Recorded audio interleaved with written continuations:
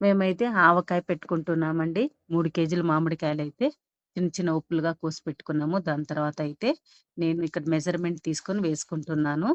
ఉప్పైతే ఉప్పు వేసుకోండి. తగినంత ఉప్పు వేసుకోండి. కారం అయితే నేనైతే ఆశీర్వాద్ వాడుతున్నాను. ఎందుకంటే కలరు, కారం 2 ఉంటుంది కాబట్టి. దాని తర్వాత మెంతులైతే కొద్దిగా ఏంచి పెట్టుకున్నాము. దాన్నైతే పౌడర్ కొట్టి పెట్టుకున్నాను. దాని తర్వాత ఆవాలు గూడా కొద్దిగా ఏంచుకోవాలి. ఎందుకంటే పచ్చి వాసన పోవాలి కాబట్టి. ఆవాల పొడి గూడా వేసుకుంటున్నాను. ఇవన్నీ మనము బాగా మిక్స్ చేయాలండి. కొంతమందైతే గ్లౌజ్ గూడా యూజ్ చేయొచ్చు. నాకైతే ఇట్లా అలవాటు కాబట్టి నేనైతే ఇట్లే చేత్తోనే ఇది చేసుకుంటున్నాను. దాని తర్వాత అయితే మేము శనగ నూనె వాడతాము. అందులోకైతే కొన్ని తెల్లగడ్డలు, కొన్ని ఎండమిరపకాయలు, నేనైతే కొద్దిగా ఇంగువ గూడా యాడ్ చేసుకున్నాను. బాగా మిక్స్ చేయాలండి అంతా. మేమైతే వేడివేడిగా అన్నం చేసుకున్నాము. అందులోకైతే టేస్ట్ చూస్తున్నాను. ఊరగాయ అయితే చాలా బాగొచ్చింది. ఊరే కొద్దీ ఇంకా బావుంటుంది. లైక్ చేయండి, సబ్స్క్రైబ్ చేయండి. థాంక్ యూ అండి.